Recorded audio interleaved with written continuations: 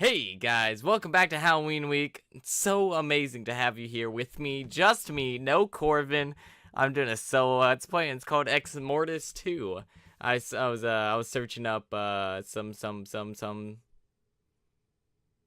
popular Flash games online that are horror based, and this was on number 1 of a lot of lists. So why not? And let's see if I Well, alright, let's read the facts. Let's see if I abide to the rules, to what the game wants me to.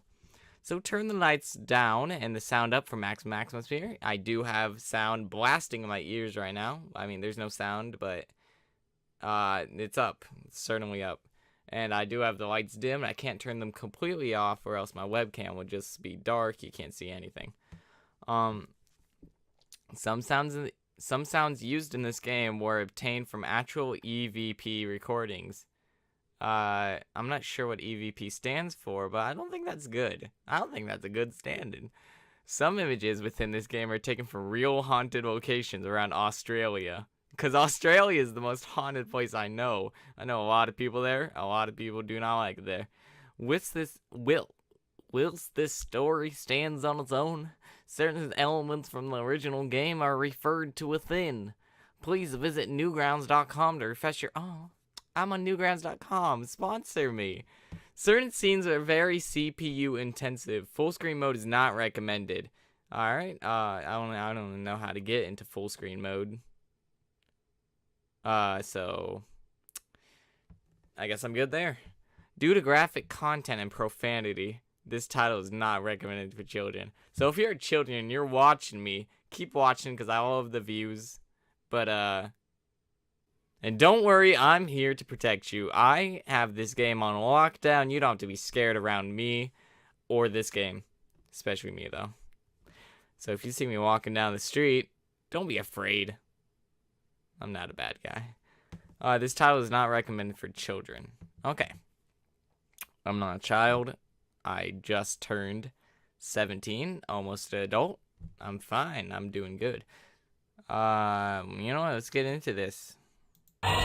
Jesus. What kind of... Ooh. I like title sequences. So, Leftward Game Design Project. A Ben Leftward creation.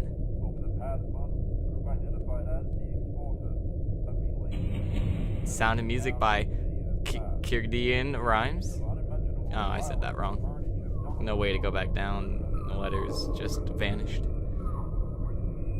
Ooh, Exmortis 2. I wonder what Exmortis 1 is like. If I like this sequel, I'll go back to the prequel and play that. Heck yeah. Ooh. The hordes of Exmortis swept across the earth, a plague unlike anything humanity has ever encountered. In their final sound, a handful of mankind's last survivors stood their ground, defiant of their inevitable fate. And those in the last moments of death, look at those brave souls. A stranger passing in the distance put his plans in motion. Wow, let's get into this. No jump scare like last time? Where is your god now? This barren wasteland stretches. There we go. This barren stretches wasteland in the most directions as far as the eye could see. Sometimes I wonder if there's anything they left to fight for. Oh, so it's a point-and-click adventure. Of course, all horror Flash games are point-and-click adventures. An old automobile awkward parked next to the church. Can I click on? Oh, thunder. This abandoned church was the residence of Rendivius Point, and after the final stand against the Exmortis. Up here, it looks like an outhouse just standing on top of the church. Okay, the mountain range overshadows the terrain. It was once teeming with life, but now barren as the rest of this planet seems to be. And this is Ravenous Point that we're in. The door leads inside. I hope that beyond the darkness, I'll find some survivors in the Battle of Exmortis. Oh, so that's why we're here? We're just scouting survivors? Yeah, let's go in. Let's find some people. Let's meet some new friends. Each pew is covered by a thick layer of dust. Ooh, bloody fruit pits. I like that. Holy shit! There might not be anything living in here, but I'm definitely not alone. This isn't Exmortis, though. I would be dead now if it was. Ooh, I like it. Alright, at least he has manners. At least he closes the door behind him. Good on you. He was not raised in a barn. He was raised in a church. And churches raise you properly. Each pew is covered in a thick layer of dust. There hasn't been living here in a very long time. Can I be the only survivor of the battle? I don't know. The statue of Christ looks over the room, which was once filled with faithful followers. What I see now is that's what's left of him. What about the hole? Oh, I didn't mean to click. Light pours in the church through a hole in the roof. Though I can see the crimson sky, which serves a constant reminder of what happened in the transpire. Alright. Okay. The priest's pulpit stands in the head of the church. A large Bible sits atop the chapter of Revelations, Ends of Days. How appropriate. Can I click on any of these? What about you, Christ? You gonna jump scare me, Christ? Any rain gonna pour down if I click on it? What about this door? What if that just walked in and entered this confessional booth and doesn't seem to want me led into a particular booth? This side of the booth is empty. Something or someone is clearly in the other booth. So this guy's confessing his sins right now. But he seems to be dead. So he's confessing his sins in the life that he once lived through the afterlife. All of the windows in this church seem like they were boarded up a long time ago to keep something out or to keep something in. I guess the only thing we can click here is his booth. I don't want to anger him though. But whatever. Oh, never mind. That's not the only thing we can. Well, what do we do here then? Can I do I have any keyboard buttons? Okay. What do I do here? Do I just... Hello! Let me in, sir! What about... Can I take off the barricades? Oh, okay. I have to confess my own sins. Is that Freddy Krueger? The statuette of Christian Messiah hangs... No, I said that wrong. I'm so sorry. Hangs suspended on the wall in his booth. Not really an odd thing to see in a place of worship such as this. This is the door back to the confessional booth I am in. Now that I'm in here, there's something that seems to be holding the door shut. Oh, does it have a third arm that's growing out of the other door and now holding it shut? Mr. Hannay. Oh no, I didn't read it. Please sit, for my time here is limited. I take it the battle didn't go as planned. An unfortunate inevitability, I'm afraid. Nevertheless, it has aided and allowed me the passage I required to make contact with you. The Exmortis know you're here, so I must be brief. Okay. All might seem lost to you in this dark hour. Oh, so he is. Wait, is that me talking, or is it just the other guy in the booth? I have here with me a parchment which okay, I'm gonna assume it's the other guy. Carefully. The knowledge within its pages will shed light on your path towards removing the scourge and allowing mortal man to begin rebuilding. I don't doubt that you are wondering if I am trustworthy or not. However, at this point, neither you nor the remaining fragments of humanity have anything left to forfeit. I guess he has a point. I'm afraid mankind's fate rests on your next course of action. For your sake, I hope you make the right choice. Yeah, of course. Alright, bye. He's a friend. I like him. Okay, whatever in the next booth, it wasn't human.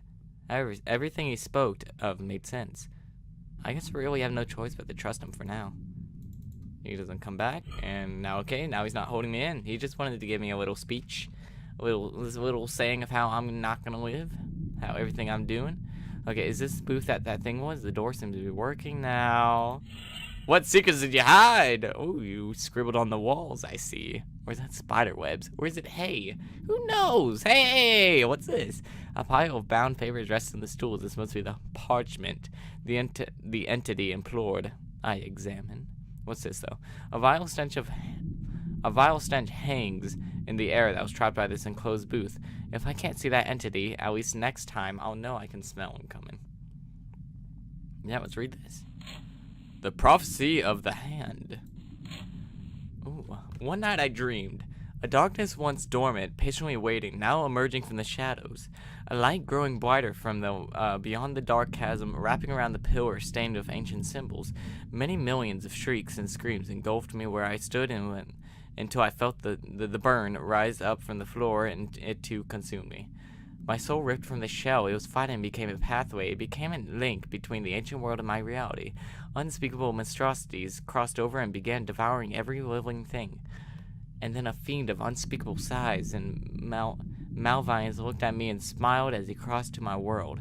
He introduced himself as the Ancient of Exmortis Value. I could see myself a tattered, broken man, suddenly imbued with insatiable power.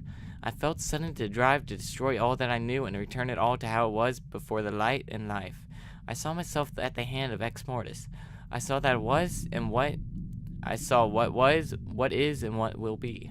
Then I saw a strange dagger plunge deep into me. A man was holding it, a mere mortal.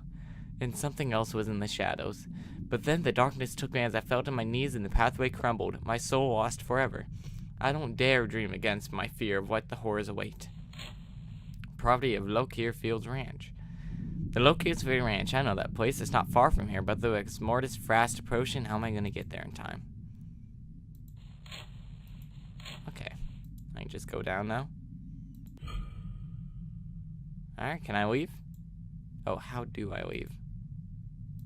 Anything back in this booth? No. Oh! There we go.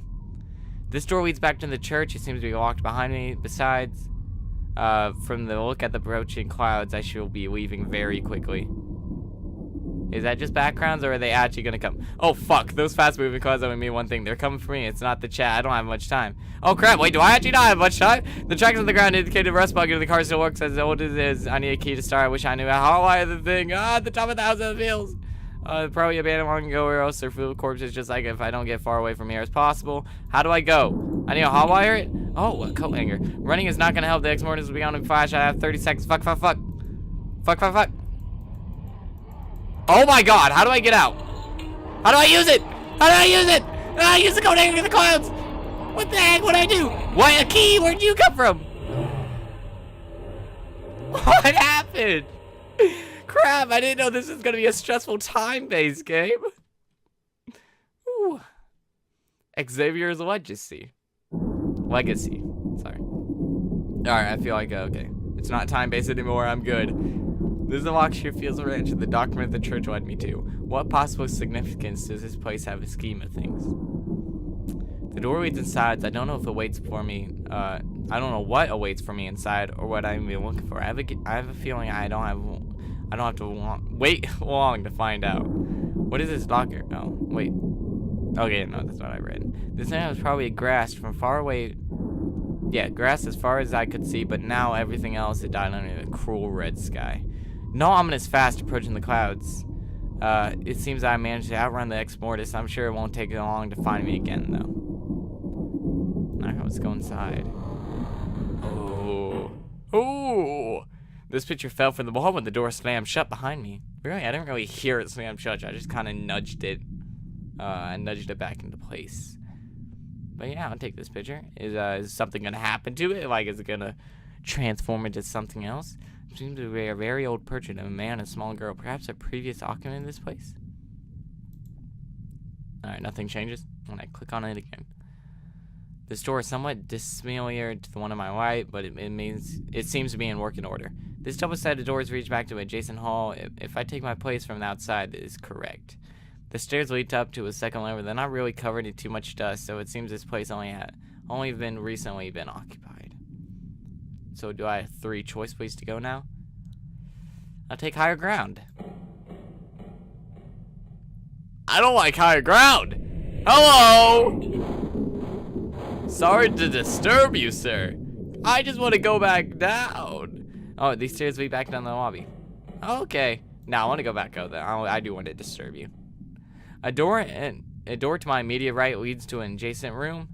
There is a rather large, wet patch on the floor that the entrance of this particular room. The source can probably be found behind this door. Clearly there is some kind of entity in the house that does not agree with my presence here. Nevertheless, this door just doesn't want to budge open. Ooh, what's up here? Most of the roofing has been rather water damaged. However, there is a section that appears to be ripped off rather violently. By what, though? Is that creature in the room? He's having issues with his parents. He's becoming a rebellious teenager, ripping off wallpaper and walls. Ripping out the walls. There's another door to the far end of the left wall of this corridor. This scuffed up door in the left, particularly pungent odor seeping out of the crack in the floor. So are these all choice ways I could do? Oh, they are! Not things that I want. Pictures of the local structures are hanging from the wall here. Can I not zoom up on it? Pictures of local structure. Okay. A large spider of gore seems to have hit the wall. Whose gore would it be, though? The sheets on the bed are soaked with blood of this poor woman. Oh, God. Oh, this is her wig. I thought that was part of the blanket. Oh, jeez. Oh, it's her whole body. It's a naked female corpse in the bed has a massive hole in her chest. Ah. The lampshades on both sides of the bed are stained with blood. Both of them. Anything underneath the bed? No murder weapon? My God. What's the point of this room? What about here? There's a seeping odor. I see why now, though. A Zippo lighter rests on the floor in front of the bed. Oh, those are some nice shoes you have, though. They're clean. They're all bloody. I'll take those shoes. Oh, children. No matter how many times I bear witness to such inhumanities, I just can't get used to it. The Exmortis must have swept through here. Oh, this is what's gonna happen to me? Oh, God. I don't want this to happen to me. Oh, jeez. Well, I might as well join in the party. Everyone else is getting Exmortis. Why not me? It seems to be the new hip thing of this valley. Yeah, let's see what the wet patch is. Oh, he was just taking a bath. What's that sound? The glow of the occasional flash of lightning in the sky lights up the room. That's some very constant lightning. The tortoise, is that right there? Is that a marble? Can I pick up that grape? It seems to be a water supply. This face is still functional. This tap seems to be working just fine.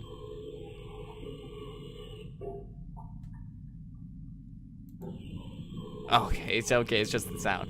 The tortoise splatter of a small amount of blood. There is no point to opening the lid. What do I do? What do I expect to find there in the other than the obvious? I don't know. What do I expect to find? Just a sound flush. All right. I could clearly tell this is gonna pull back. Something's gonna happen. Nothing's gonna happen. The bath is stained with blood of a recent kill. Recent kill? What? What? There's a fair amount of blood on the floor here. No, blood on the floor here. Whoever it belongs was probably dragged into the bathtub from the looks of it. The bath is stained with blood of a recent kill, but whoever's blood this is no longer in the tub. The shower curtain has been pulled aside. I'll just pull it back. I don't want to bother that man's bath anymore. He's already been bothered enough by the looks of it. There's another room. I was just late. Jeez, I could have saved you if I didn't look in the other 3 rooms first. It's a cork board hanging from the wall here. It is covered in newspaper clippings for the recent events. Probably right up until the press stopped running, at least. Oh, whoa. Whoa, I can read these all. This is the front page in the newspaper. No hope. Someone has scrawled no hope in what looks like, but hey, a key. That's more important. This is the front page of the newspaper. The picture of the first nuke dropped on Exmortis. I remember that day sitting glued to my TV watching the coverage. Nukes fail to stop Exmortis. I think it just made them more angry. A newspaper clip titled Mass Murder. I can actually read all these. This is awesome. Mass murder. Ghastly accounts of the murders of 28 people in the it's kind of blurry though. San Rami last night came flooding into the local authorities. As it was revealed that the attackers were of known identity of origin. Little is known about this point at the time. However, the gruesome nature of the murders has led the police to make no official statement. Eric Barber, 23, was a witness to one of the numerous I'm gonna try to read that in San Rami. It was a damn. It was a demon from hell that just jumped out of the shadows and lured me in whole man. He was gutted like a fish. I hardly made it out there alive. San Rami was a township of just 30 people. However, it was the last night's events. It would surely become a ghost town. Oh, am I there right now?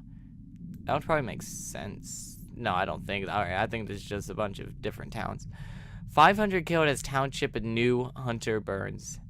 File photo, New Hunter Town Hall.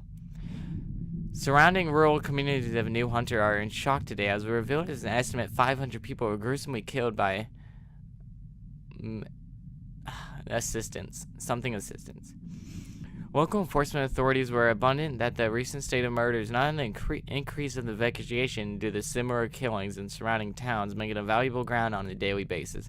Police have issued a statement claiming that all evidence has led to it. Islamic cult? Something cult. Eyewitnesses account that led police further claim that men disguised as extremely lifelike Halloween costumes have been perpetrating these. I don't think those are real men. I don't think those are human.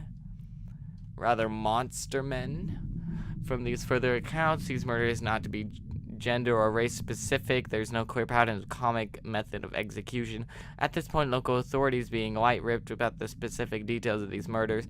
The families of the victims would notice upon seemingly mammoth the job of identifying the bodies, with now left strewn to the streets of houses in New Hunter. Residents in surrounding townships are asked indoors and after dark and urged not to panic. I'm pretty sure that's a panicking situation right there. If it's just streets filled with dead bodies, I would be panicking. Major cities under siege. The cities of Los Angeles and San Francisco fell victim overnight in the recent human massacre phenomenon that has swept across the rural towns in past fortnight. There is an estimated body count of close to 300,000 people in both major cities of last night. Washington has just had to respond to another massacre as once again the citizens are left without without answers to the origin of the assailants that seem to be perpetrating this hideous murder and spree. LA and San Francisco police I cannot talk today in a game that's all about talking. Are working frantically to combat the murdering menace and attempt to further prevent further metropolitan casualties. The development overnight of 1,500 officers and 100 federal agents has so far failed to halt the onslaught. Police sources indicate that they have suffered almost a 75% casualty rate thus far. Okay, this one looks easier to read.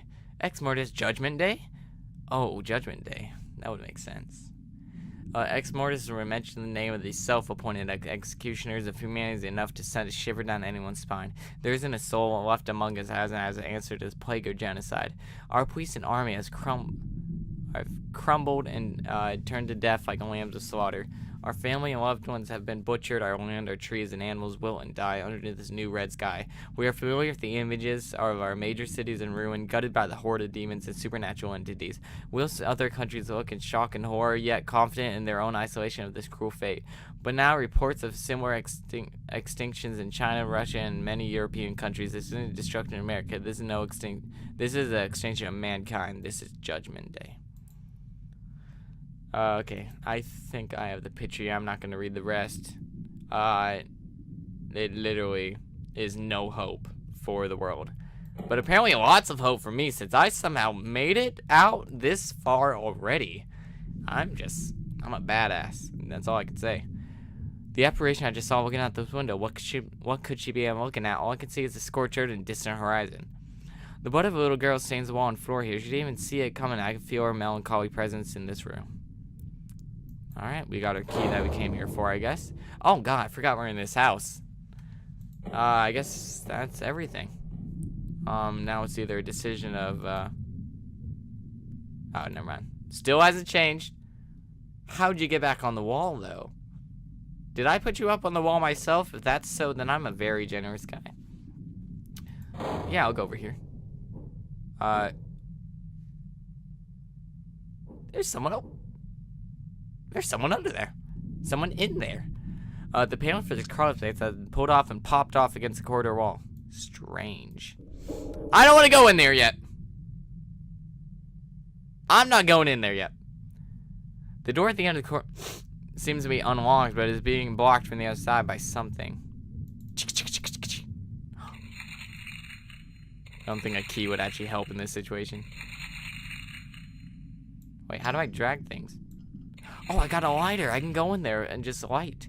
But first, let me go in here. The door in the right corner leads into another room. Hi! Ah, how you doing? You having a lovely day? Oh, I see you skipped out leg day. What are you doing? Fuck. That poor bastard had his eyes, arms, legs, and heart ripped from him. Only the Exmortis is capable of this kind of cruelty. Oh my god. The large amount of oh, there's an error there. There's supposed to be a space. Someone didn't take a grammar class. This blood pools beneath the life flame's hanging form. I curse under my breath at the Exmortis and the inhuman brutality. From the looks of the blood spatter on this chair, I assume this poor soul was strung up before he was mutilated. No.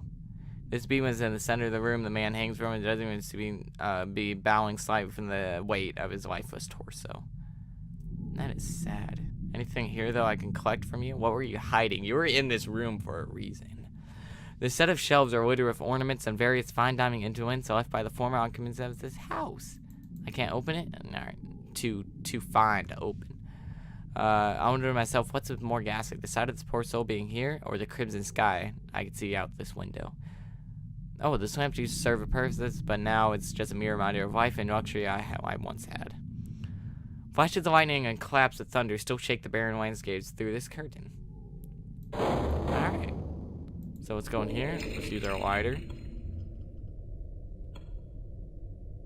Ah, jeez! Was that not the thing I was supposed to do? I've tasted your soul. It is a beacon of light in a time of such darkness. Yours is just my spent eternity engineer. Oh, Xavier. Hi, I heard that name before. I don't think I heard it in a good way, though. But at least you're a person I know. Oh. I'm still alive. He was just giving me a friendly reminder that I'm gonna die soon. Just not now. It's tight and extremely claustrophobic in the shaft. It appears to be some kind of air condition or airflow duct. Thankfully, it's large enough for me to move through. I'm not gonna move through just yet, because there is one more door I need to go through. Oh, it's just a closet. On the top shelf here, it seems like a small pile of knitted wooled blankets. I welcome the smell of mothballs over the scent of rotting flesh that seems to be infect everything these days. I can't take a couple mothballs for myself. What if I get gums? What if I get like gingivitis and my gums start to bleed? I need some mothballs to cover that up. Various metals and plastics, coat hangers cling to the rod of the closet. A coat hanger served my ass earlier. Oh, saved my ass earlier, not served. Okay, I'm back. Various metals and plastic coat hangers cling to the rod of the closet. A coat hanger saved my ass earlier, but I serve no purpose in carrying one around me now. An assortment of children's clothes, coats, jumpers, and that I haven't hang in the closet. As much as I need a fresh I need a water. I need a water. I'm gonna go get a water. My throat's gonna kill me by the end of this. Alright, I'm back for my water. Ooh, there's a toolbox on the floor here. There's a small padlock in it. I got a key. I got it. Oh, that's not a padlock. That needs a key. I don't know the numbers. Wait, maybe I do. What if there's something here that tells me the numbers? I don't think there will be, though. Nah, never mind. Nah, there probably is. I'm probably just walking away from the answer, though. That's fine. Alright, I don't need, that's probably a last game thing. That's probably the last thing you need to do in this game. I still can't go in there. I can go in here now. For some reason, I don't even need my lighter anymore. Unless I am using it. The light streams into a crawl space near the vent. Beyond is a haze of another room, but I can't seem to make out anything out from there. What now? Do I do something in this room? No, I have a key. There's a locked door, is there? Like, here.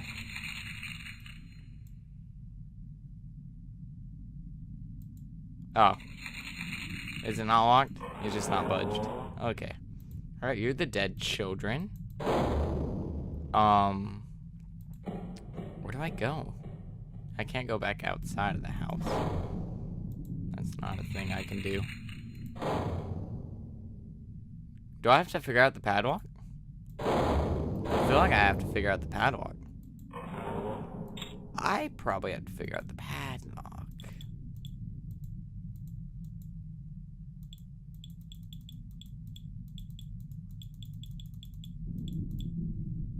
Is it gonna be 666? Wait, oh, past the 6. Huh? Huh? Nah. Nah. What do I do? Do you have the answer? No, you don't. I feel like somebody has to have the answer here somewhere.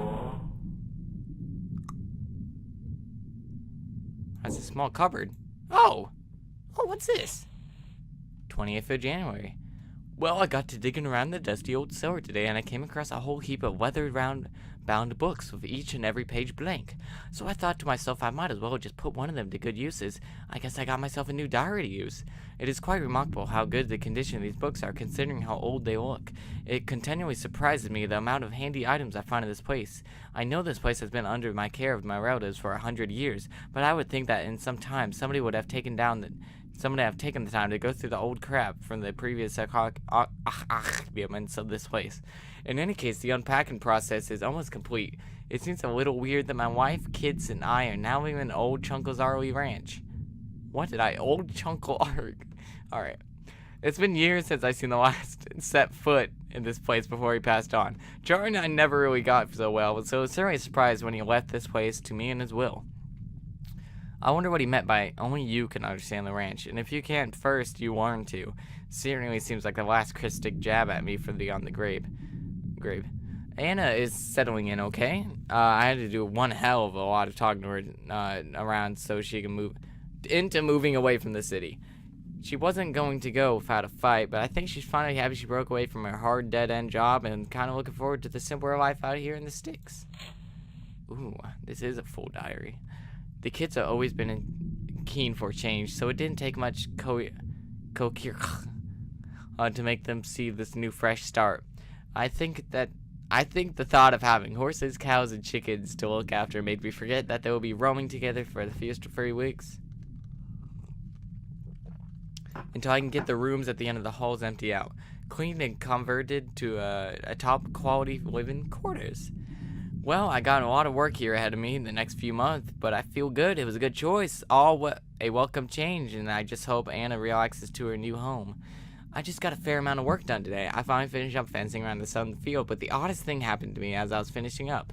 I had a strange compulsion to go look back at the house, and I could have sworn that I saw someone watching me from behind the window at the room at the end. That was a little girl! The little girl was watching him! Oh, we're piecing things together! And the kids were running out some errands, and that's why I make notes of this being odd. I just put down my eyes, it's playing tricks on me. A full day of hard work underneath the hot sun can play tricks with your mind. Annie still seemed a little bit offish about the move. She's still 100% convinced that we're making the right move here. I told her that I'll give her some time and that it will grow on her still. Oh, grow on her. Still, her stressful attitude is rubbing off on me. I snapped back at Zoe today, which was very unlike me. She ran off to her room crying, and I went up to apologize and explain that Daddy was a bit stressed at the move. She didn't really want to warrant my anger, so I felt bad for it about a while. She was all smiles about our little talk, though. The 6-year-old mind is an enigma for me sometimes. 3rd of February. It's been a strange few days. We had an old picture of a man and a girl hanging up near the front door. Oh. I don't know who they are or what purpose Uncle Charlie had such an odd portrait in the house lobby, but I felt it was time for something a little bit more modern. I took down a portrait and mounted up a family photo we'd taken this past Christmas. I threw that old portrait away in the old trunk. Wait, why is it still up then? Who put it back up? I need to sort through it and turn on to the night. I got up in the morning and to walk into the kitchen and found the old portrait, hanging in the exact same spot where I had moved it from. But no sign of the family photo I replaced it with. I did a bit of searching around the place without any of the... No, this is the family that's dead! Oh god, I'm reading about a diary. That's the family that's dead here. Oh, that just hit me. Oh geez, I'm sorry guys. If only you knew you ended up like this. The kids has always been keen for a change, so it didn't take much I read this. I read this already. There we go. Look, so I had asked Anna about the kids and about it, and they claimed that they already knew nothing about it. But what really angered me was that when I went down to the cellar, I found the photo with a frame all smashed up on the floor. I immediately brought it to everyone's attention, but no one could admit the deed. I must admit that I flew off the handle a bit once again, and Zoe and Danielle both ran up, sobbing to the rooms again. Such disregard for my authority in my house would not be tolerated. I shouted at them, and their little legs bolted up the stairs. Claire sat up in the living room and glued to the damn idiot box TV. Kids. I replaced the frame with the Christmas photo and remounted it on the wall in the lobby once again, discarding the old portrait into the cellar. But this time I locked the damn door and strung the key around my neck for safekeeping. Is it still around his neck? Do I have to go get a dead's body? It's the darndest thing. The next morning I got up to find the old portrait back on the wall, and once the Christmas photo was back in the cellar all smashed up. How's that possible? There's no extra keys cut for that door, and sure as heck wasn't a skeleton key for this place that I know of. I don't have any remaining spare frames, so I guess this old portrait stays where it is for now. I swear sometimes I think I'm losing my goddamn mind. The local sheriff dropped by today, asking questions about if we have seen anything unusual, if we have seen any suspicious-looking people out in the Carrickford area. I told him we hadn't. When I asked him what was wrong, he slipped that a neighboring settlement was a whole bunch of people found dead, ripped to shreds by some frenzy of silence, were his exact words. Ah, fuck. I moved my family out here to get away from that kind of shit. I found a clipping from this local paper about the murderess in Sam Moran. Oh, yeah! Oh, he's the one hanging up the clippings! Oh, I like this game. I like this game. How he's piecing together the clippings and I'm piecing together the game. People dead, that's virtue, the whole town. What the fuck? They're either smoking or some good crack out there. Some local God-fearing community that has overactive imagination. I finally got the energy and time to clear out the old desk and books from the room at the end of the hall, but I just couldn't get the door nut to budge open. The handle would turn no matter how hard I pushed at it, it just wouldn't work. I got tired of fighting a losing battle, so I pulled off the clean out of the room until later. Oh boy, this is a full book. I did manage to get the other room cleaned out and knitted up with Claire's bed and furniture, so she'll be spending the night in her own room for the first time in this house tonight. Danielle and Zoe are both sharing the same bed, but hell, at 6 and 8 years old, it's not like there's going to be enough room for the mattress on them.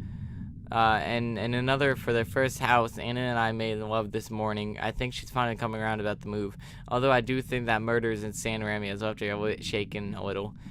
Too close to home, I think, and I thought of men, women, and children being mutilated like that chills me to the bone. People can be fucking animals sometimes. I woke up last night with a fright, standing over Anna in our bedroom with Claire. She said she couldn't sleep. That man sitting at the end of the bed looking out the window. I told her that she was just dreaming. Damn it, she's 11 years old and should be able to differentiate between fantasy and reality by now. I walked back into her bed, tucked her into the sang her back to sleep. I was still half asleep at the time, but I could have sworn that a stuck door at the end of the hall had just cracked on the way to Claire's room. It didn't occur to me at the time to check on it again. All I wanted was to go back to bed. 18th of February. More murders.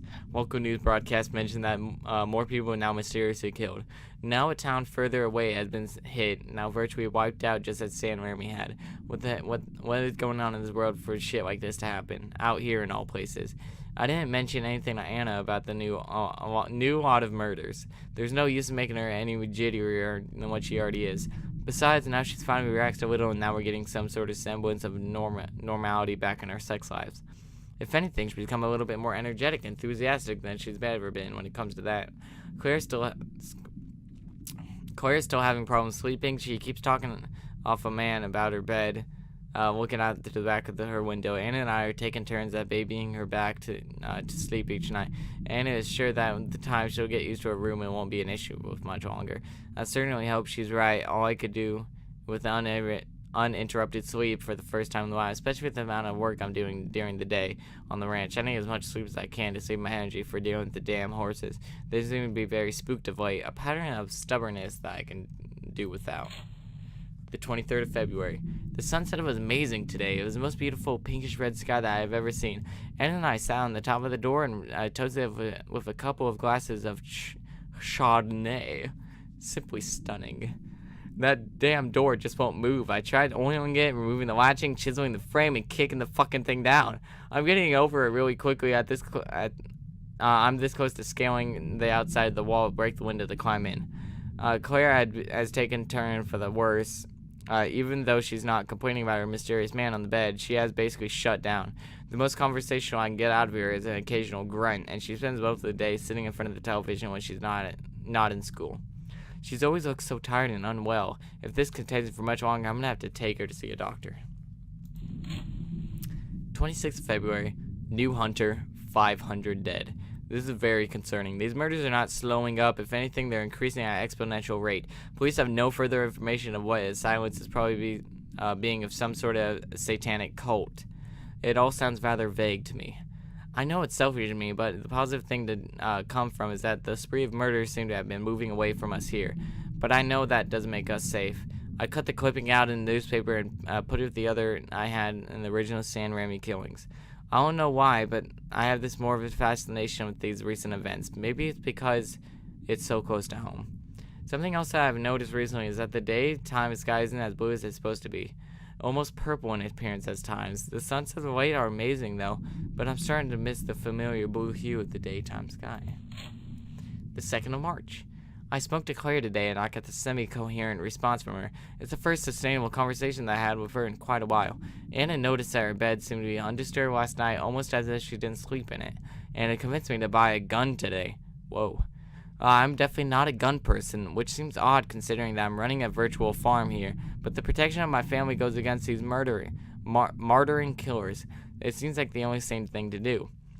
I've heard numerous rumors about the killings that have been happening. People have scavenged and ripped limbs off their own houses on the street, in the backyards, wherever they happen to be when attacked. I even heard that the attack left Palo Alto completely depopulated and the town literally painted in blood. I can't even begin to imagine how this could have happened. I'm even more surprised at the apparent complete lack of federal government in response. No one could go within 10 miles of New Hunter without getting turned away by local law enforcement, so there's definitely some sort of investigation happening there. The 5th of March. I woke up very early this morning because I thought I heard a noise coming from the end of the hall. I picked up the gun and cautiously stalked in the room where was checking on everyone. Daniel and Zoe were fast asleep, I'd imagine. To my surprise, when I got to Claire's room, she wasn't asleep in her bed. In fact, it was just wide awake sitting in the corner of her bed looking out the window back field. I approached her and put my hand on her head, which was soaked with ice-cold sweat. She jumped and startled my presence and let out a shrill, high-pitched scream unlike anything I've ever heard before. All she could do was cull away from me against the wall and scream as loud as a banshee. The commotion woke everyone up, and as soon as I have Anna sprinting to my side, she dazed and frightened state. It took about 15 minutes to snap Claire out of it, whatever episode she's been having, and return to her normal state. There was a startling moment when I could have sworn that I saw a reflection in the glass of her window of someone moving behind me in the shadows. There wasn't something right about that room. We hustled Claire into Danielle into Zoe's room. I was in that room! I feel scared now. What if he's behind me? Nah, it's just my beautiful Funko Pop collection. We hustled Claire into the Danielle's and Zoe's room, where she spent the rest of the morning sleeping. Anna and I both decided where we could move Claire's belongings out of that room and let her sleep with the siblings indefinitely. It would be tight and stuffy for them, but Claire would be more happy to hear the news of the move. The 11th of March. The news has just come in. Los Angeles and San Francisco are under siege from these martyring killers. I am speechless to write this. Everyone has been huddled around the TV downstairs for hours. Watching a report and after report of the events, it's been reported that there are just thousands and thousands of people dead in the space of a few hours. Anna has been trying to call her family in LA with no success. All lines of communication to the city has been down. I pray to God that they are okay. Information of their well-being is scarce, so all we have to go on at the moment is what we can see on the TV. The broadcasts are apparently under restrictions to the content that they show due to the graphic nature of the images and government stepping in and blocking the certain footage. But the descriptions of some of these creatures is more frightening. They're not human, we're being told. I went down the local mall and bought a cork board, which I set up in Claire's old bedroom. I started clipping and pinning them all up there. I still remain morbidly fascinated by these events, more frightened than fascinated, I suppose. But to know thy enemy is the first step to defeating the enemy. Well, that's what I've been saying to Anna and justifying my new hobby. 12th of March. LA is a graveyard, and San Francisco is much better at the moment. Millions of lives lost. The president made a statement today, but it was all rhetoric about defending our way of life and making sure justice would be served. Just as another way of saying that they're scared and clueless about the course of action as we are. The military has been engaging for these creatures for most of the day. From the reports I've seen, we aren't faring so well. The casualty is ridiculous high, but a military press conferences I've seen have been a positive in nature. Hopefully this isn't a war propaganda machine turning. Anna received the word that her brother Joe got out alive, but it doesn't look good for the rest of the family. Her parents were smack back in the middle of LA. Even if they managed to start the exodus of the city, those creatures would have been on them in no time. This is insane. Am I dreaming? The 16th of March. We nuked them. I can't fucking believe it. We actually dropped a nuke on them. We put our own soil over residential land on the upper Pacific coast only after 1 day of engaging the enemy. It's too early to know if it was effective, but the realization of how completely worst case scenario this must be for this sort of action to be taken, well, it just boggles my mind. Anna's brother Joe is driving here. He's going to stay with us for a while. I'm going to set him up in Claire's old room. Hopefully he won't suffer from the same adverse effects that she bore from that strange feeling room. But that's, at this stage, considering what is happening in that room is the least of our worries. The 17th of March. Well, I've just been advised that the nuke has not stemmed the flow of violence. In fact, I think the words that were used is completely ineffectual. Ineffectual. Oh my gosh. Completely ineffectual. We're being told that these things, which are being referred as Exmortis, have virtually wiped out most of our towns, villages, and cities along the Pacific coast and are heading back into the north up into Canada and back into the east of our other coast. We have been lucky that those things started off and around this area somewhere. People have been saying that the Exmortis numbers, when they initially hit San Rami, were minute compared to the millions that they now consist of. We were spared, but it won't be long before we see them coming back this way again. Oh Lord, please help us find a way to stop these things before it comes to that. Joe arrived today. All he had was the clothes on his back and the car he came in. The stories he's told us were just dreadful. Even though he's just managed to escape the maelstrom, apparently he got a frantic, garbled phone call from his and Anna's father, telling them to get the hell out of the city immediately, with no questions asked. He did exactly that, but never heard from his parents again. All we could say is that that his father sounded more scared than he ever heard. You could hear his mother sobbing and praying in the background, all through the call. Joe must have choked the words through the tears at least a dozen times. At least they were together in the end. Anna has been taking this all remarkably well. She's shuffling around the shower this morning and merging with the old Bible. She had never really been a big religious nut when it come to her sneaking in the bedside drawer. She told me that she was having it close and makes her feel better. I love her so much.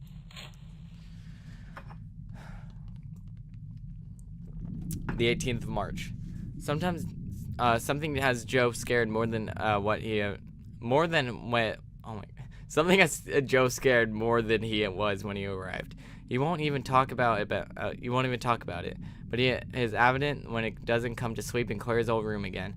I have noticed that the sporting some really vicious bruises on his face. Arms and ribs weren't there yesterday. When I asked him about it, he'd either change the subject, ignore the line of questioning, or just pretend he didn't hear anything and go off on tangents. We relocated him in the living room to temporary arrangement for now. It's official. Washington has fallen, and Air Force One failed to make it off the tarmac before it was set upon. What hope is there left for us? Our military is all about wiped out. Everything we've thrown at them just failed, and reports of Japan and China coming under siege. The mood here in this house is quite melancholy. It's almost like we've given up any hope of avoiding what the inevitable fate has set before us. We've been told that the current rate of advancement that the Exmortis follows and assumed the course sweeping down the east coast and back across towards us here. We have another 3 weeks, tops. Where the hell are those things coming from? Where do they grow in such a mammoth numbers in such short time? But the $1 million what the fuck questions are, why, who are they and why are they doing this? I'm afraid that we won't live long enough to find the answers. The 31st of March. New York has fallen. Millions upon millions of dead. The front of the east coast has been following an expected pattern at the moment, heading south to the coast, whilst spreading the umbrella further west every day. I try to continue collecting as many news articles as possible. Press productions are particularly hard to come by the moment, but we still have a steady trickle of information coming in, even if nearly all avenues of delivering it are stemmed. TV is down and only a couple of local channels suffice to say the word programming doesn't exist anymore. It's just a constant barrage of news and images of rampages across the world. 14th of April. I still keep track of what's happening in other countries as much as possible, but as mentioned previously, the information is getting much harder to come by, and more countries are overrun. I've heard that we have earned some sort of reprieve here. Apparently Apparently, a majority of Exmortis had broken off and headed south swarm of the Southern American countries. As much as that takes sometimes the pressure off of us here, there's still a smaller surge of creatures doubling back this way, probably to finish off the smaller communities. We remain on high alert, staying within the close proximity of each other of all time. Anna is the last remaining optimist among us. I would have lost my mind a few weeks ago if it wasn't for positive influences. With every day that passes, they get closer, and I feel my sanity slipping just a little bit more. 18th of April. Electricity went out today. At least we had the forethought to stock on batteries for a few essential items like flashlights. 23rd of April. Anna spent most of today clearing out lots of junk from the cellar and trying to make it into a makeshift bomb shelter. A few creatures that had been spotted in dashing through the open country only 50 miles from here. So while we're here now in harm's way, the Exmortis must have been spread pretty thin in our locality. Anna is of the opinion that if they aren't such great numbers around here, we might just stand a chance if we hole up in this cellar. I'm not sure myself, but it's definitely a lot better option than just standing out in the open waiting to be slaughtered. Most of the local properties have purchased portable CB radios and air horns to alert neighbors of the incursions. 29th of April. People are just getting jittier about the day, it seems. There's a false alarm today at the Jackson house. As though we heard the air horn, Frederick rounded up the kids, bundled up into the cellar only to hear Bob's sheepish apology radio across the CB. Dog. It was just a dog. I haven't laughed that hard in ages. In fact, I haven't laughed at all in ages. Poor old Bob Jackson was probably just getting an earful from his wife. I hate to have been in his shoes all day. Today. 12th of May. The Colbys are dead. They didn't even have time to get into their shelter. After a few hours waiting anxiously in their cellar after the alarm, we broke into the radio silence and checked everyone in the welfare. The Colbys weren't the only ones that didn't answer. Joe, Bob, and I geared up and drove to the Colbys' house, and nothing could have been prepared for us what we saw. Greg, Karen, and his kids were just torn up to shreds. Karen's torso was strung up from the tree at the back of their legs, were just mutilated mess of the foot to the stump. We found bits of Greg scattered around the back porch and the kids. Oh God, the kids. The suffering they would have been subjected to. I'm dry retching as I write this. No one deserves to get through that. Is this what we can expect? Will my own children, my own flesh and blood, end up the same way that Colby's did? What kind of fate is that? Seeing this level of inhumanity firsthand has affected me more than anyone else will ever know. The 23rd of May. Since the Colbys have been pretty quiet, our provisions is starting to get fairly scarce these days. I don't know how much longer we're going to be able to hold out for. 28th. Oh, it skipped my birthday. I'm on the 25th of May. Dang. Well, happy birthday to me. At least I didn't die with the X-Doors. As much as I hated doing it for any reasons, Joe and I had returned to the Colby's house to raid their supplies.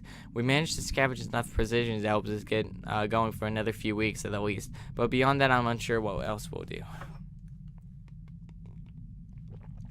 Well, this is just story time with Oliver at this point. I don't mind it though. This is very interesting. I love this.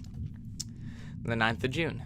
It's always been a month since the last alarm was sounded, but Joe claims to have heard some rather worrying news. This could have been all hearsay, but he was told at the Peewee call, the calm before the storm.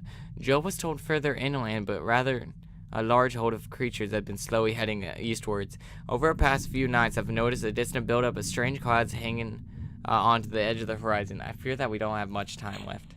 The 13th of June. Know where to run and hide this time. The clouds on the eastern horizon have been getting larger since my last entry. The buildup of creatures around that direction must be massive. The distant sound of thunder now permanently hangs in the air. I don't think we're hiding in the cellar is going to work this time around. The Exmortis are a final sweep, and I don't think they'll leave any stone unturned. No time left, no hope. I cannot stop thinking about the Colby family. Their faces twisted in painful screams as they were ripped to shreds. To make matters worse, our food supplies have just run out. Joe has offered to make a mad overnight dash to the old town center to raid some of the shops. I told him that it was pointless. At that rate, those clouds are approaching. They'll be on us before we can get back in time. Food means nothing if you're not alive to enjoy it. But he went anyway. Joe, you fool, you never get back in time. And it ends there. No. Crap, it ends with the last page ripped out of the diary. Oh, I want to know what that last page... What happened to Joe? Did Joe survive? Oh, crap. Alright, I gotta get back in the game mindset. That was a good story. That was amazing. Crap, we're playing a horror game. Oh god, my mind's not in this. Okay. Well, there's the whole story of the Exmortis, though. That is crazy. Oh, I forgot about this toolbox here. Alright, we gotta find the padlock. But where do we find it? Here, white screen in the fall plates in the vent, but it's haze long as another room. I can't make out anything. Oh, I need something. Unscrew it. Can I use my key? The vent is fastened to a wall tight. We remove the screws with my fingers. Yeah, use the key. Use the key to unscrew the screws. Ah, whatever. Whatever.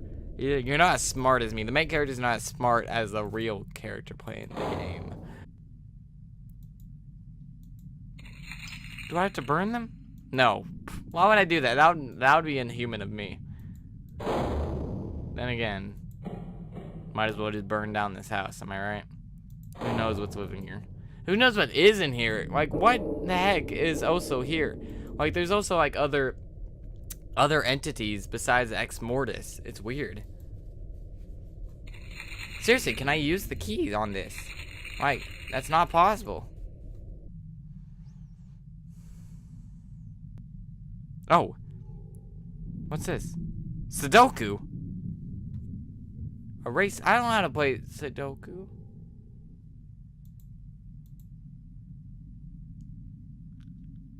I don't know. These are probably the combinations. Ah!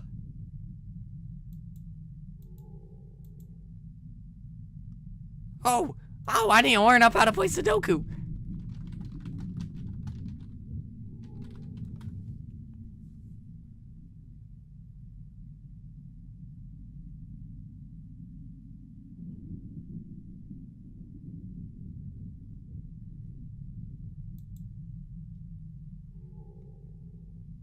Okay.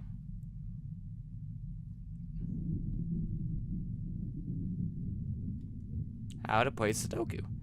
The objective is to fill a 9 by 9 grids of each column. Each row with the 9 3 by 3 box cells are called box or regions containing the numbers 1 to 9. A cell is the smallest box in the game. A row, a column, a region consists of 9 cells, and the whole game consists of 81 cells. The basic scanning. So, 1 is already in this row. The only place half for the 1 is here. I filled it in. 1 is already in these 2 columns. Oh! Oh, so it's basically where numbers aren't. So, okay. Or else here, I don't want to be wrong here.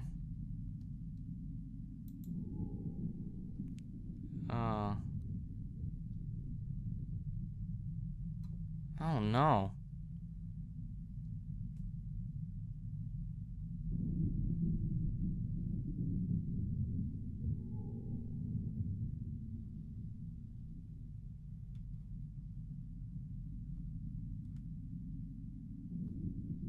How?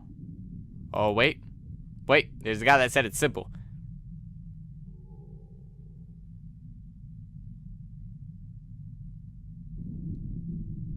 Okay, alright. I think I was right. So 3's up here. There's already 3 in this row. There's 5, 2, 3 in this row, and 1. What about a 4? Can I put a 4 in here? Maybe I can, because it's not on this. So I'm gonna do a 4. Then there's a 7, a 1, and 5, 9, 8. A 2, a 3. What about a 3? Unless it means row by these 3 columns, like as a whole. Because it's a 9 by 9. It's not just one line. I'm not sure. I'm going to be trying what I do then. 6, 7, 5. I can put a 1. I don't think that's it, though. Maybe. Let's see.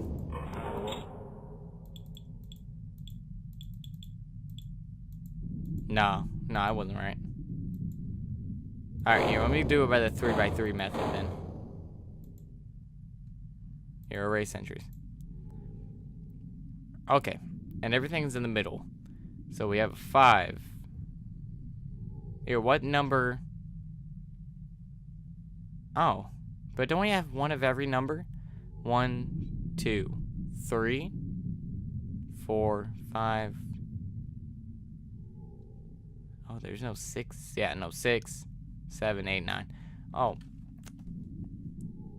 Hold up.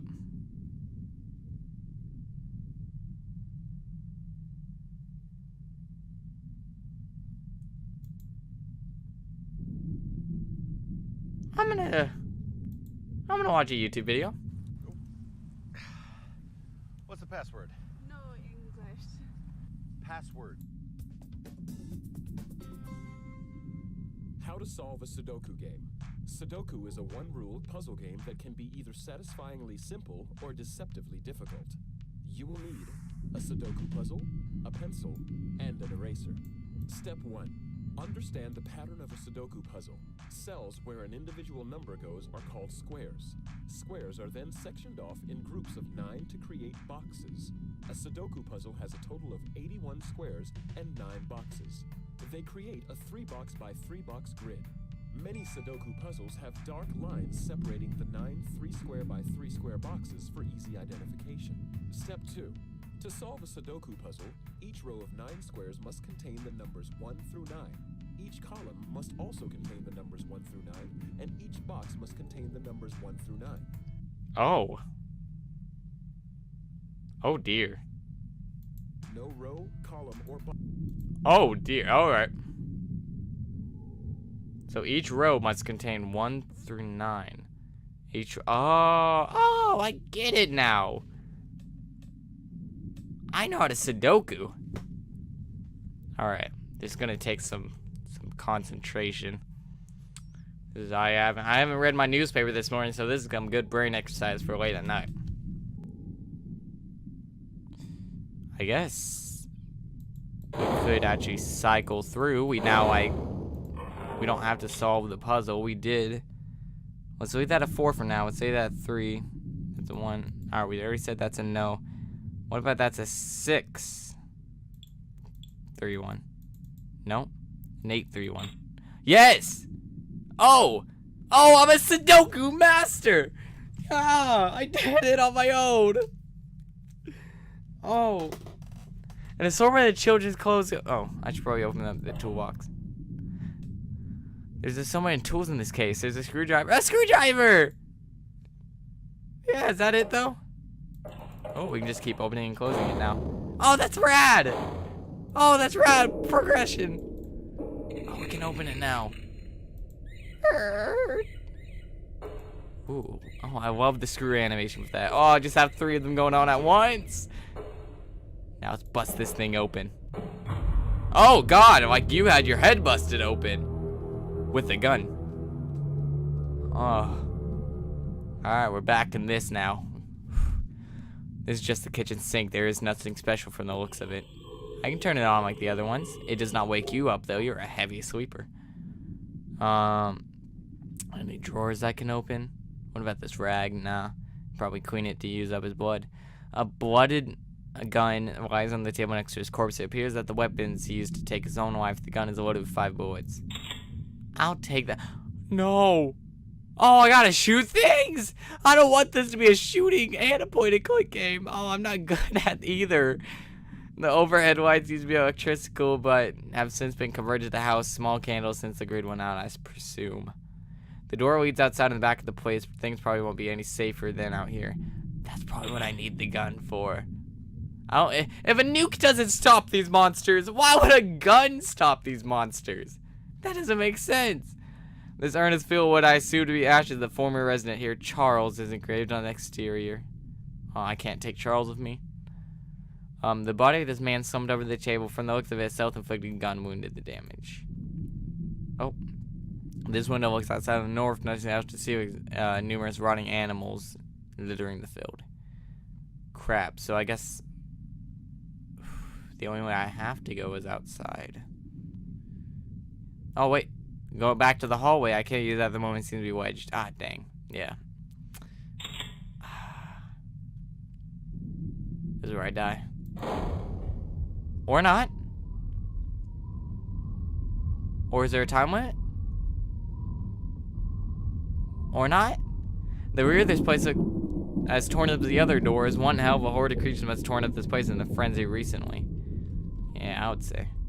The set of stairs lead back to the grisly scene from the kitchen. Does that mean the creatures aren't gonna come back? They already torn this place apart? They wouldn't just double check, would they? Oh, God, we gotta go into the bomb shelter cellar now. The cellar door is completely closed and this key I have perfectly fits into the lock. The darkness of the cellar sends chill up my spine. There's a set of stairs that lead down to the shadows. It's a pile of cardboard boxes filled with clothing, heirlooms, and other generally uninteresting items. Someone is preparing to spread a lot of time down here. Alright, if it's all uninteresting, I don't need it then. These books look much older than the other piles scattered around this room. Wait, quite a few of these are authored by a familiar name. Xavier Raham. Oh, another story time!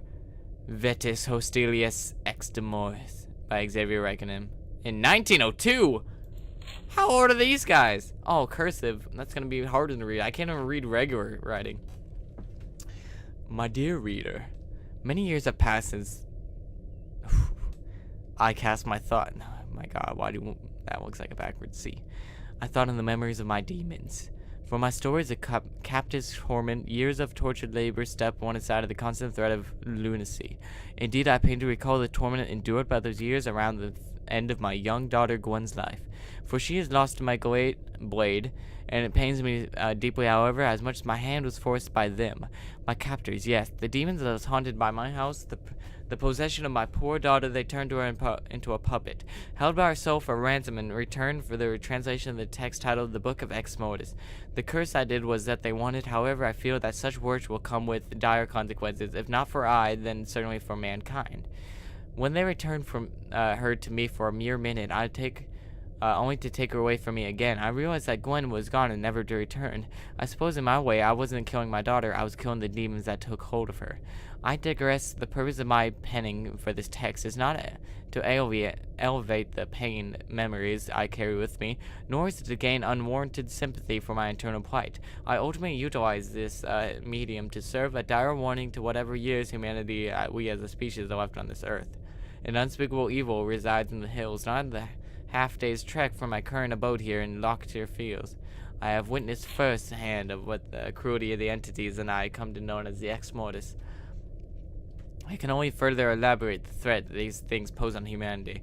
Once I have summarized the nature of the beast, to understand the history of one enemy is to be one step to the closer to salvation.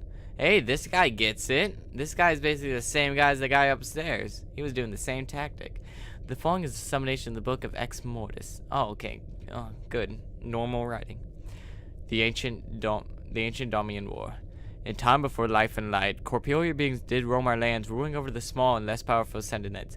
These fiends of great power might were in many numbers, and the Greeks exert the domination over others, saw these lands bathed in the permanent blood and stained hue of war. Many ancients and lesser sentients were slaughtered in the resulting conflicts, eventually only 3 rulings being remained. The merciless Kefta. Lord Kefta held rule over a vast army of sentients. Having single-handedly delivered the death blow of a majority of opposing ancients, his power was only exceeded by this hunger of total control and effective purging to his enemies. The manipulator Valu.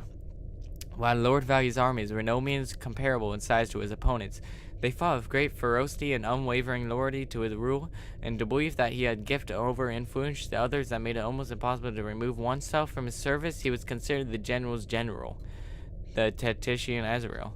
Lord Azrael's army were slightly smaller than those of Kefta, and he was in no manner influence to his brother Valu. Oh, these guys are all related. However, he was created as a ruler and master at Tactian, and there was a way of turning the tide of victory against the aggressor. Azrael would carry out effectively. The age-old world war continued to rage on between the 3 remaining ancients, but the tide has turned to the Fonosaur and the Valu's loyal armies. Azrael, being one of the master tactician, he realized that the inevitable victory, though he were leading to the eventual confirmation of Keftikeka forces, were resulting in the defeat. Keftikeka armies were numerous, in that way for him to defeat would only work of value against the greater enemy. In the wake of the destruction of Value's last bastion, Azrael and his brother captured, but instead disposing of him, he asked for their lead consolidated armies against the mighty forces of Keftikeka. Value had no choice to agree, but Lord Azrael's army as he did. It was the bloodiest battle to have ever been fought, and eventually Lord Value plunged his sword deep into the heart of his life force stolen on him. As it crumbled and perished. Value had won and complete the control over the realm and Azrael to rule over. However, Lord Azrael had learned from the history of the ancients before him and decided that to have Value destroyed before he could carry out the inevitable treacherous challenge to his rule. But what he did not count was the extent of Value's influence on his armies. Azrael was soon disposed of of his throne, and Value destroyed for the corporeal form to assume his control of the new consolidated dominion. Whoa. My god, a lot of traitors going on right now. Emergence of Exmortis. Ooh, here it comes. Here comes the origin story. Over the millennia, Lord Value learned of an iron fist over all sentience. None would dare to oppose his word, but in time of power, his influence diminished in faction of lesser beings, and to his corporeal form destroyed, and his ethereal form banished to the realm of lands forever as an earthbound entity. Value diminished greatly into the power, and it was doomed and unable to physically affect the world around him. However, he still had many followers in which he spiritually combined his life force. They were too stripped of their corporeal form. The Legion of Exmortis was born, and over the course of millions of years, did it grow stronger and work towards regaining the power of influence and totalitarian control of the Earth realm. The Soul Bearers. Over a million years following Value's removal, the Earth took a different look. The grounds turned green and lush in vegetation, while the sky was no longer stained with the blood of the ancient Dominion War. Oh, that was the stain. That's the clouds. Okay. Strange beasts appeared in the lands and the oceans, but most significant of these creatures that emerged was man. For it seemed that fragile beings possessed a gift. It was a gift that would grant them with great power over the roaming malevolent demons and the spirits of the ancient world. Man was born with a soul. Over many thousands of years, man destroyed the remaining evil Earth realm sentients and entities. The scores of entities that survived the Earth metamorphosis has been destroyed forever, but unbeknownst to man, the powerful Exmortis lay dormant, surviving through the strength of numbers and reveling in the wisdom of their ancient leader, Lord Value. The Hand of Death. The blood of 5 instant soul bearers, marked with the symbols of ancient value, had the power to bring the gap between the eternal plane of existence and the earth, and dominated by man and beast today. The influenced man shall become high. No, not high. Oh my gosh, sorry. Become the hand of his soul and pathway and the source of strength for the demonic horde. The Book of Exmortis in its original Aramaniac form, one of them detailed and further orientation of the link between our world and the spiritual plane, described quite frequently in the ancient land. I dare not put a pen to paper again for the reproduction of the incarnation of the hand for my fear of tainted soul. Following the tragedy that was my daughter Gwen, I felt compelled to continue the work, looking for an answer to this evil. I spent day after day translating more and more ancient occult text, pertaining to the dark arts in which I surround these entities. For years I worked through each book of the archaic collection until I came across a precious find. Imagine my surprise when I looked at a text which had become the lead to the downfall of domination of Exmortis. It was a text that I dare not translate, whilst in the captivity of isolation abode, for the fear of exposing them to my knowledge of the script titled Vetus Adversarius, translated the ancient adversary.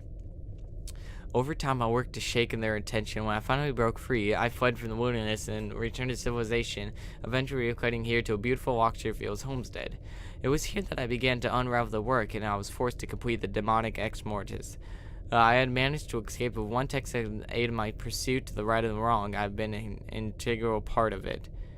Within the pages of Vetus Abder, I had discovered the many great things. Most important was the source of the demon's power was another weakness. The man who also became the hand, his soul was a path between spirit and world, and our own. Severed the hand, and the link was broken.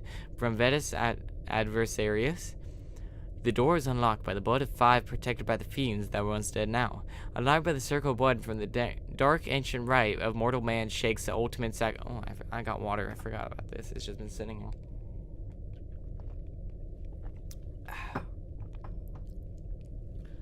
Of the ultimate sacrifice of weapon and fire, take 5th of creating a path where the dark spirits roam his soul.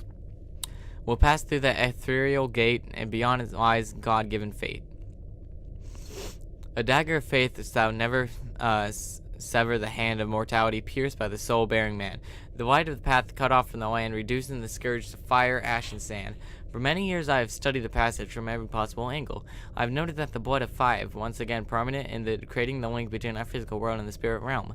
But what is this mortal man ultimate sacrifice? What is this dagger that the passage speaks of, and who is this man in the script references? I cannot answer these questions, but I am certain that it will become clear when time is all right. All I can do is make available tools required for a savior and get rid of the lands for the plague when it is inevitability to come to be. I know that this is my purpose and what little years of life I have remaining. Now more than ever, I believe within our faith we'll find the answer. And this is the circle of life, ported to the spirit realm by an active ultimate sacrifice involving the use of weapon of fire. I'm gonna write that down. I'm gonna draw this circle of life in case we need it for a puzzle. So we got weird L shape with square in it. Then we have the letter A. Then we have a U with a stake in it. Then we have an upside down E, but one of the E's legs is broken.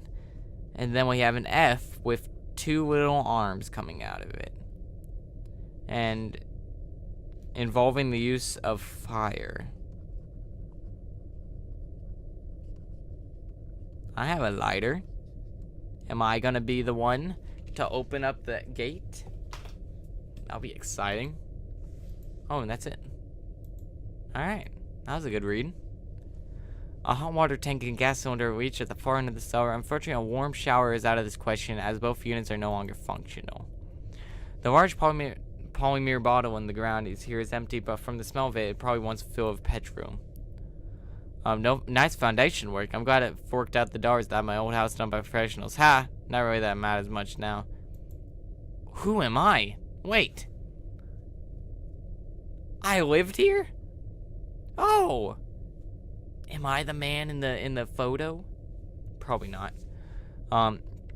Another stack of books sitting on the table to my right. A lot of these are an old but blank by bound of letter. I can't read them all? Okay. A battery-powered CB radio sits on the table against the wall. A pile of old tattered books sit on the floor and table to my right. There's nothing interesting but a quick glance for their spines.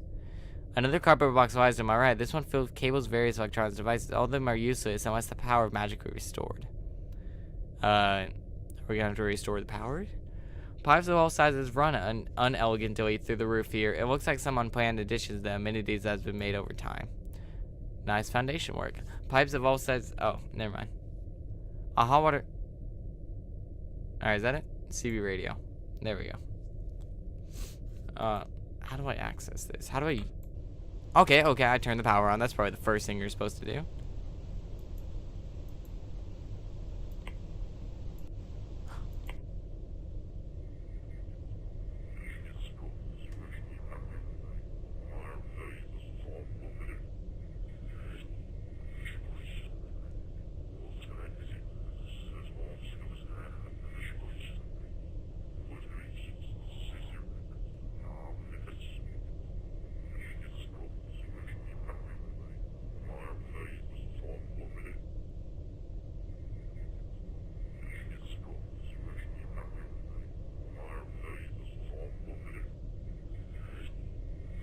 Wait, is this repeating itself? Is this all one?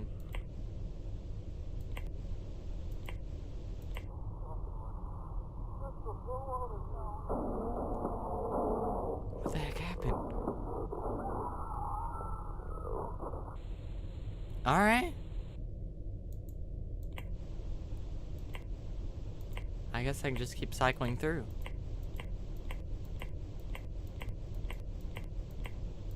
Nothing else is working. It's only 6 and... Oh, did I pass it?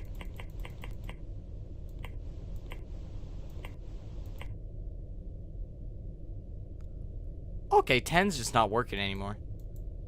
Alright, that's fine. Can I not use the radio?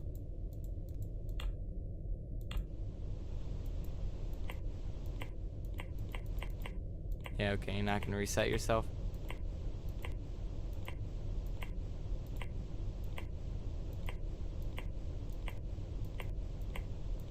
Alright, is there anything I can read from this? Or listen to?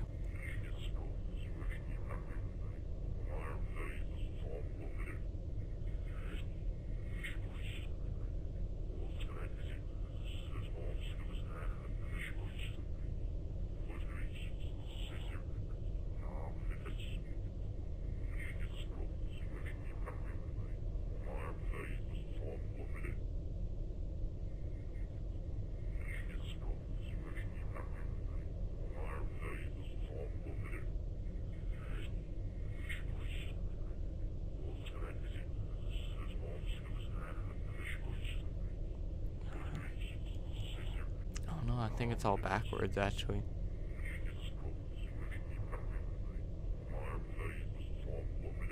Yeah, it's just repeating itself. Alright, I'll definitely, if that is backwards in editing, I'll have you know what it says. I can't do that right now, though.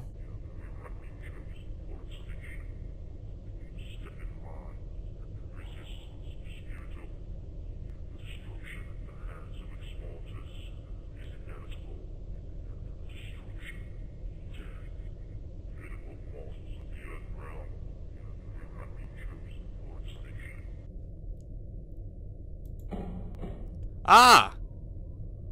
Oh shit, the Exmortis is getting closer. I don't have much time. I better get back into the house and figure out where to get from there. Oh shit. Oh shit. Oh. What do I do? What do I do? Oh. Just remove the wooden plank. Yeah. That's what I should probably do. Where do I go? Where do I go? Where do I go?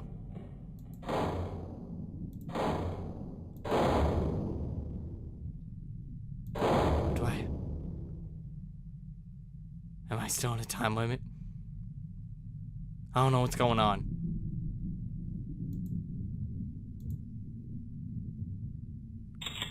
Ah! Oh god, the gun sound scared me. Oh. What am I doing right now? What am I doing right now?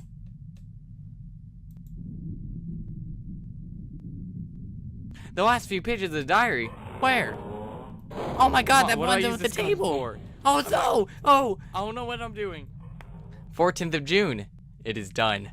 God may not exist, but if it does, he's turned back on his family, left us to an unimaginable fate, but I have cheated on him. What have I done to save my family and his fates as Colby's and no doubt the Jacksons? The Exmortis may have claimed everyone around us, but I spared my family the terror and terrible pain. I have been up most of the night after making love to Anna for the last time. I've left her sleeping in the bed so I can stand watch at the window, eyeing the approaching clouds.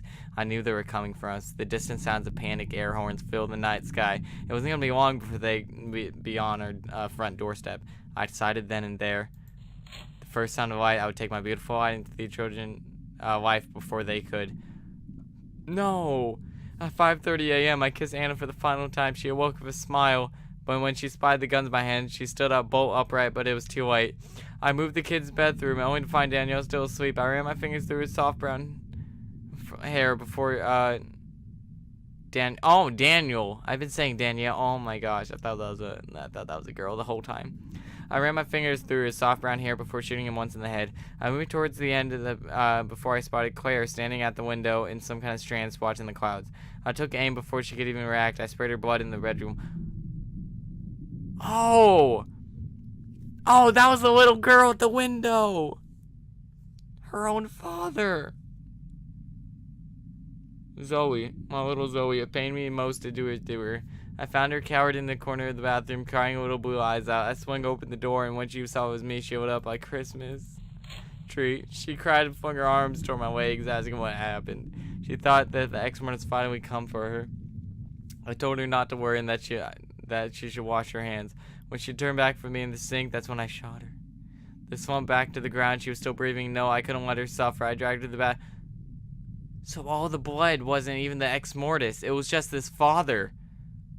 Did the Exmortis even come to this house? Oh my god. When she turned back for the sink, when I shot her, she slumped to the ground, but she was still breathing. No, I couldn't let her suffer. I dragged her to the bathtub and shot her again. My poor little Zoe let out a laugh breath from her last tear. I slumped in the corner and wept. I lost everything, and I did what is necessary. I surely damned for eternity. The 4 instants dead by my gun. I moved Zoe and Claire with their brother and covered him with a sheet. I could barely even see them like that anymore. I sit here in the kitchen, writing my last entry. This is it. I hear horns blazing all around me now.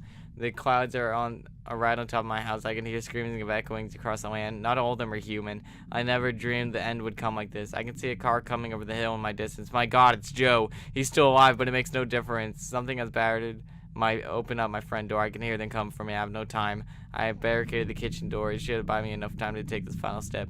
I'm sorry, Joe, if you read this and you happen to survive this day. Please understand what I've done. The rest of this diary says the cupboard into my bed. I hope you can forgive me, and now this is my time to embrace oblivion. I love you, Anna, Zoe, Daniel, and Claire.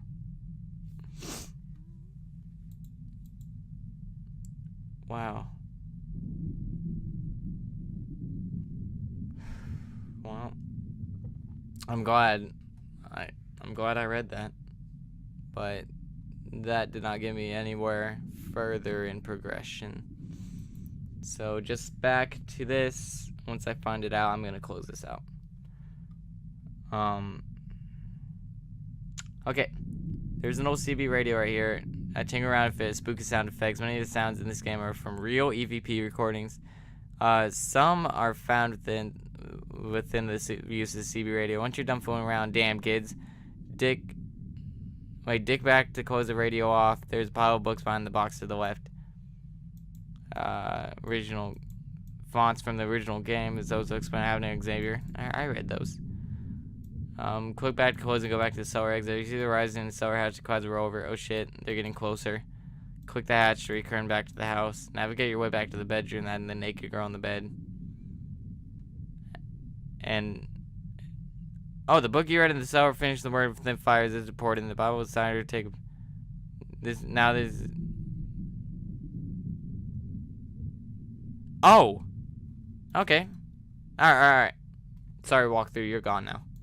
I don't need you anymore. I might have to open you up later. So, hello, dead lady. Sorry. Oh my god, my eyes are adjusting. That was a dark walkthrough. So, there's a Bible.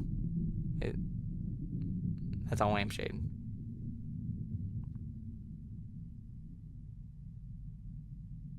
That's a diary. Where's the Bible? You lied to me. There's no Bible. Where's the Book of God? Where's the Book of... Oh no, I thought the Bible was a lighter. Am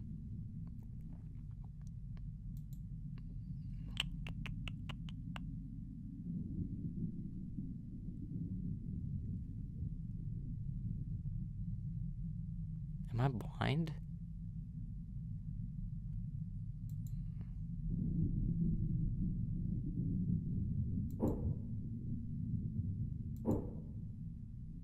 Oh.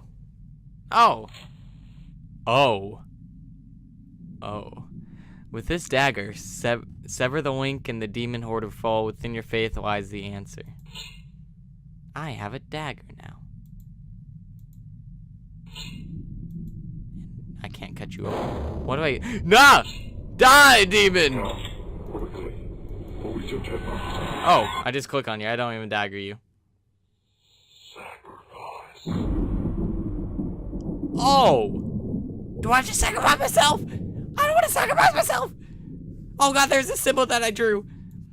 The dry blood of the forest. Oh no, not the fire! Dry blood of the forest is a circle will pattern around the chair. Strange symbols sit in the equidistance, points around the circle. This must be the portal. Sacrifice the one and blood on the wall. What sacrifice do I have to make? I don't have time to figure it out. Much time to figure it out. A wooden chair sits in the middle of the ceremonial circle. I guess I'm supposed to hear, but what am I supposed to do? What is the sacrifice I have to make?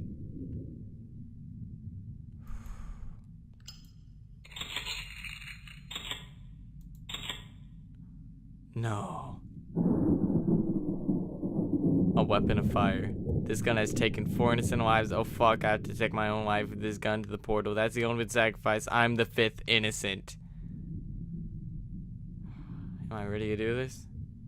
Well, alright, on the count of 3. 1, 2, 3.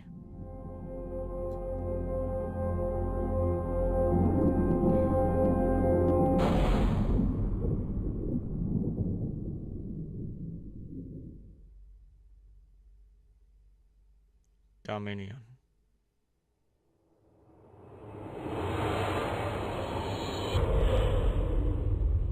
What the heck? Wait. Oh, I'm still doing shit. This is amazing. I could never imagine a world that such has existed. There is just empty space as far as the eye can see. I can't imagine the spending eternity here. It's another strange beacon drifting in the distance. These bayous need to power up and link together before I can move onwards. This is, okay. It appears to be some kind of beacon floating in the strange netherworld. There is a familiar looking wings as a serval orbiting around its axis. Alright, now we're connecting them all. Alright, wait, I thought we are.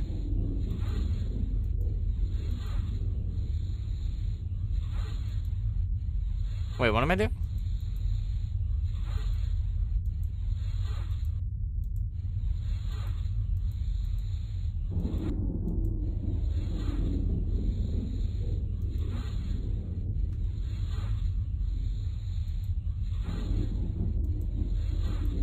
Oh. Oh, that moves the lightning up and down. But what is the point of this?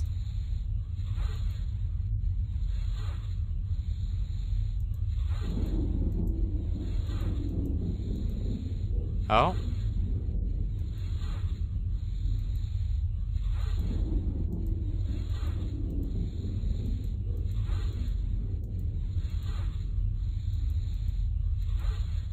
What am I doing? It's another string beacon. Need to power up a link before I can do it. Yeah, they're all powered up, are they? They seem pretty powered up to me.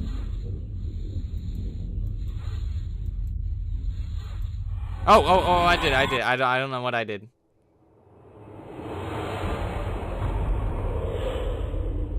Okay, so it's just... I don't understand, though. I don't understand how I did that.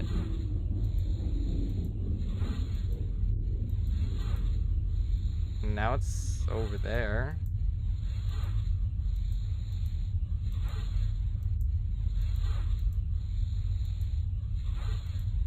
Oh god, what am I doing?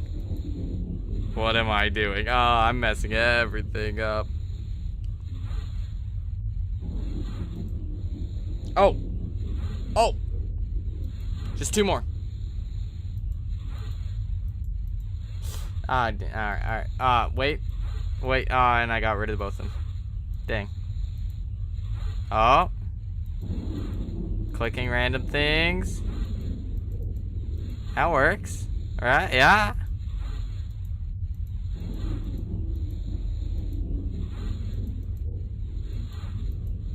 I mean, oh. No, I got 3 of them. Come on. I just need 1 more. Ah. Ah. I was so close.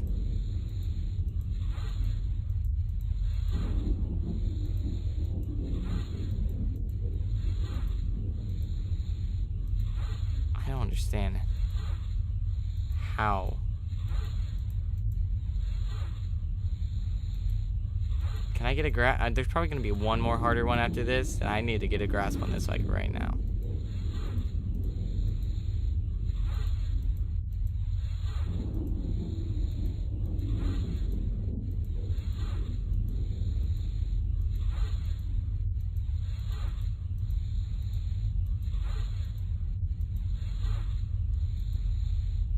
Alright, now we got 3 of them, but not the 3 that I want. I want these 3 first, right here.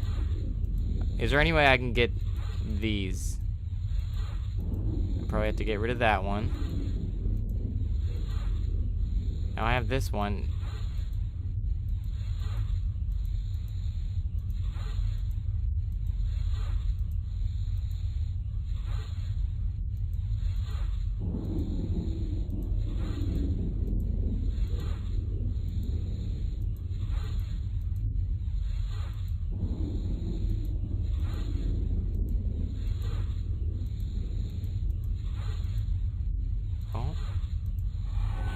Alright, I did it. I'm a genius. And give me what's this? What am I doing here? The final two beacons float like bayous drifting the swell of oceans I know so well. Beyond this point lies my world, Earth, or what's left of it, I guess. The symbols mean what was, what is, what will be, and the last two read Ancient Domian. I don't know how I can read them, I just can. Maybe it's this place. This is the doorway back to Earth. So this is how the Exmortis recomposition, the flooding across the planet. Well, here goes nothing. Hey, hi, you're beautiful. Is that what the Exmortis look like? Am I gonna be back on Earth? I don't want to be back there. Oh, Jesus. I'm back. Fuck me. What a trip. I don't know where I am, but I somehow agree in my physical form. The hair on my neck is standing on end. This place feels inherently evil. Do I need to stab you? What are you doing there? Just looking all glum. Only I can be glum. This tunnel behind me appears to have recently fallen victim to a cave-in. My only way out of here is to push ahead through this archway. Oh. What? See, I'm shooting you! Wait, what? I shot you! I clicked on you! Play again! From the start of the chapter.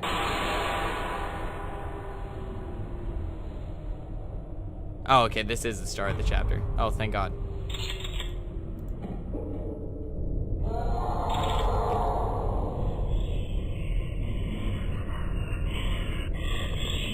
There, I'm clicking on it. What the heck? Am I out of bullets? What's going on? Yeah, oh yeah, I'll play again. You got some bullets on you, man?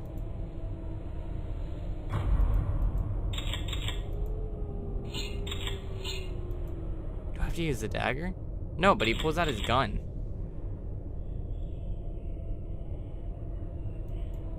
Oh, a long dead corpse is slumped against the wall. Empty shell casings resting in the lap. It must have been one hell of a last damn way to go. Oh, empty shell casings. Dang.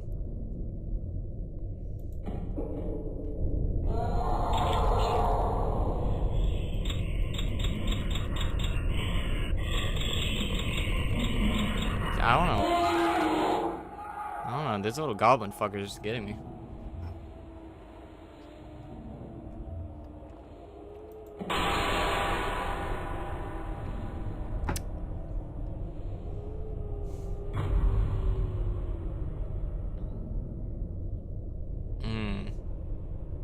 Oh.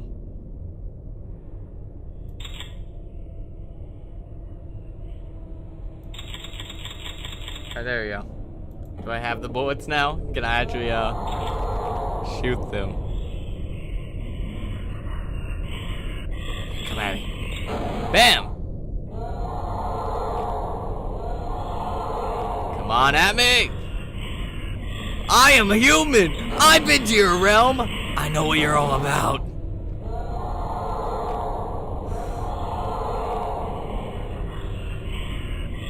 Come on. Gotcha. Stop getting closer to me, man. Stop getting closer. Gotcha. This has got to be the hand of Exmortis. Bullets don't seem to affect him. Everything I read is murder dagger I'm carrying. Use my dagger. Ah! This has to be the hand of the Exmortis. This has to be the hand. Yes. Now you're gonna die by my hand.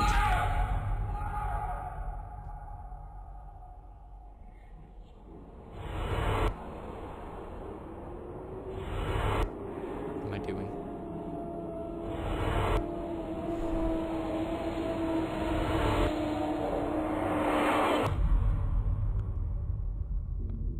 The tunnel seems to stretch forward into the darkness, but I have nothing less to fear. I finished what I came down here to do, and I venture onwards into the unknown.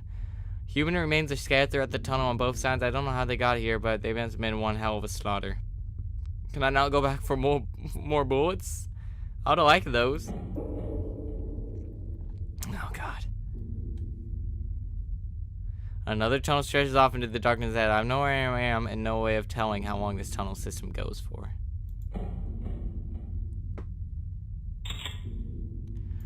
Oh. No, what I... Oh, no, I was reading that. Can I go back? No, I was reading that too. I finally find the exit, but a familiar figure blocks the doorway. It suddenly occurs to me that this auntie I spoke to in the church. I got so many questions for him. Like, can I stab you? What if this is his weapon? He doesn't have the dagger. He dies by screwdrivers. Oh, Mr. Hannay. How good it is to see you again. Congratulations are definitely in order. You have accomplished something the combined forces of humanity could What did this not. game turn into? Yes, when we last met in the church, I was unsure if you were the right person for the job. However, it seems my faith in you wasn't misplaced after all. Your actions have paved the way for a prosperous new age. Which reminds me, I must also remember to thank Xavier for his role in this. How is he, anyway? Still moaning about losing his little Whore of a daughter. Oh, ouch. You soul-bearers. So complicated. Yet, once again I find myself surprised in the ease at which your kind can be manipulated. Much easier than my Manipulated? former You call me brother stupid? in the Exmortis. Why the look of surprise? Surely you must have had some suspicion. This is not about I, Lord Oh Blade, my God. was the one who sent you upon this path.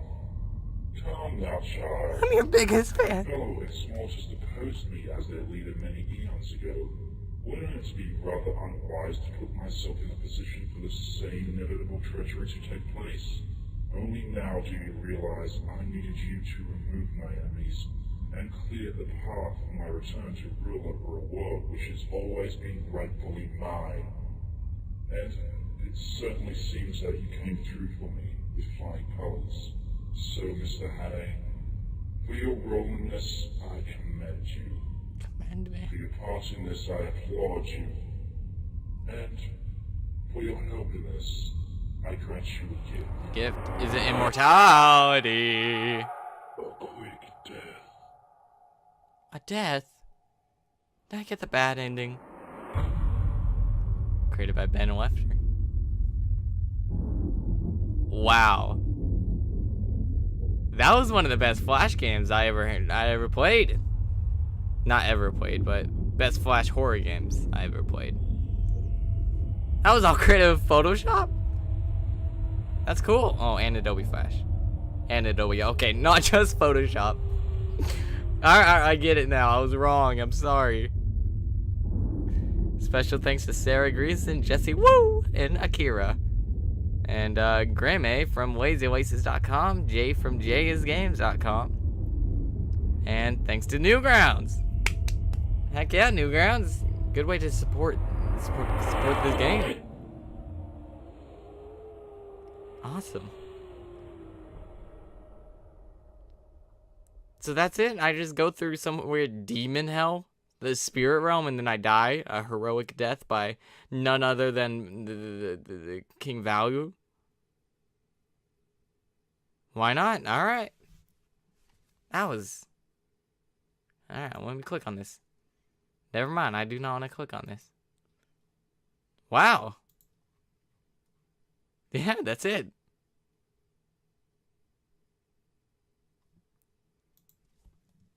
Oh.